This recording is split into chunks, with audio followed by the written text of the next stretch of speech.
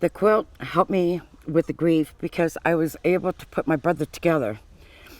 What he liked, what he did, announced his name. He was a somebody, and I wanted everybody to say, oh, there's Michael Garcia. Oh, so I knew this quilt was going to help me. My older brother committed suicide. Well, my mother committed suicide and forced me and Michael to now be the only two left. So in 1976, I became his legal guardian. I was 16 and a half. My brother was going to be 15. I was his mom, his sister, his best friend. 1995, Michael started falling. His balance was off.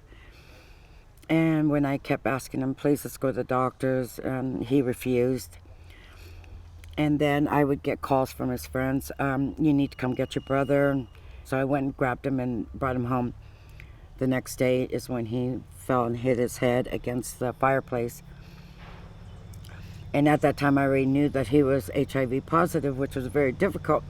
And my brother was just laying there, and all he kept saying was, it'll be okay, sister, and it'll be okay. And I just totally lost it at that point. Got him to the emergency room.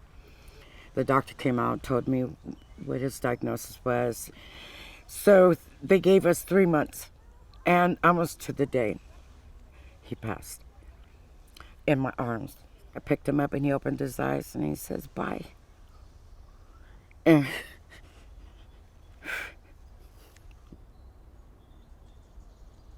I was a paralegal when my brother got ill. And then I stopped because he was getting very ill. So I took the time off to take care of him at home. I became a caregiver from that point on, and I have been doing it for the last 20 years.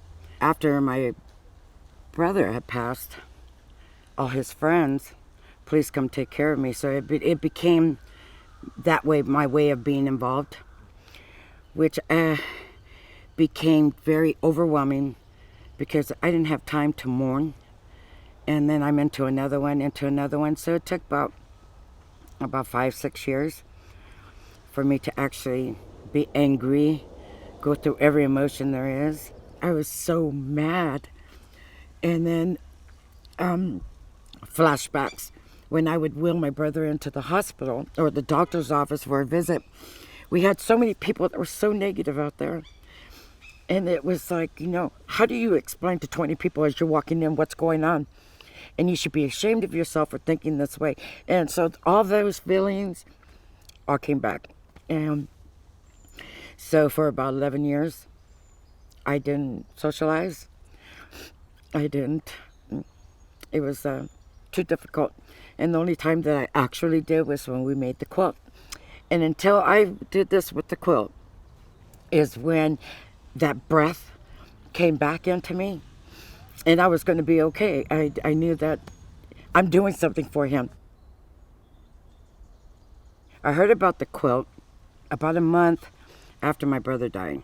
And I didn't do it for 2-3 years. It took me a long time after my brother passed that I was able to even talk to people. It was just... And then when I did start the quilt, it was on a news broadcast or a radio station, something where I heard that Winters, California, was going to induct on that Saturday, and this was Monday. I contacted them. They gave me 5 days to get it done, to get the panel done, and I didn't know how to sew on a sewing machine, so I had to reach out for help.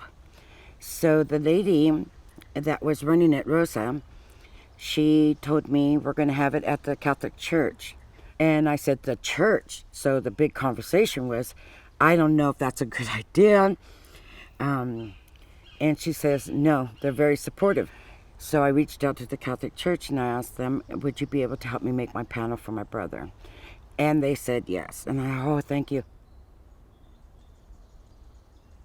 When we got there, the first thing I did was I went straight to the priest And I said, I really need to know how you're feeling about this. I said, because I really don't want my brother anywhere where everybody's going to be negative. And he's the one that, he hugged me and he sat there and he goes, this is the time that we need to open up. And I want to be there when this happens. And he goes, and I'm going to bless your brother. And so I went to a couple of the nuns, and they were standing outside, and there was one in particular that helped with the quilt. And she was very, very on hand. She was all into it, and one didn't. So I took her to the side, and I said, I get a bad vibe from you. And I said, and I can't really have that with my brother being here. And if it's going to be a problem, maybe I should remove my brother. She said, you know this is a sin. I said, no. Do you know what you're doing is a sin? Because God tells you to love everybody. And you are supposed to be teaching that. And if you're not teaching that or relaying that, you're to find my brother. And I will take him away right now. And the priest came out. And he says, I can hear you inside. And I said, good, I'm glad, because everybody in here should know that when you're in presence of everybody here, these are our loved ones. And if they're not welcomed, they need to go. So the nun left. At the end of the induction, she came back and apologized. So it ended up turning out very nice. And they were actually brought up. They were the first church to accept and do the induction. They were the first church. And to this day, I still send them money. Not much, but I always send something for the church. The day of the induction, the panel was not even complete. But they put it on the wall, and they allowed the news channels to come in. They came at it. And I had a picture of him. I had never seen the quilt itself. I just knew about the panel. I couldn't stop crying. It was just so beautiful the way they unfolded like we did. And when Michael was inducted, we had to leave him behind. And that was the hardest part, I think, of the whole thing. My brother's panel was like the shiniest purple there was. There was supposed to be pink flamingos on there, and they ended up with ducks. So I owe him another panel. So as long as he doesn't strike me down, I'm good. And then I put the rainbow. We put a rainbow to one side, and one side was the pot of gold. And then the other one was two red shoes, Dorothy shoes or whatever you want to call them. And then there's the yellow brick road that looks like a line. It's supposed to be bigger, but it wasn't bigger. Then it says Michael, Angelo, and then Garcia. This way it was an arc, and then his name. And then it has a pair of scissors in between because he was a cosmetologist. We have a button on the side that says 49ers. He was a diehard 49er fan. Again, the birds. And then the words, somewhere over the rainbow, on top of it.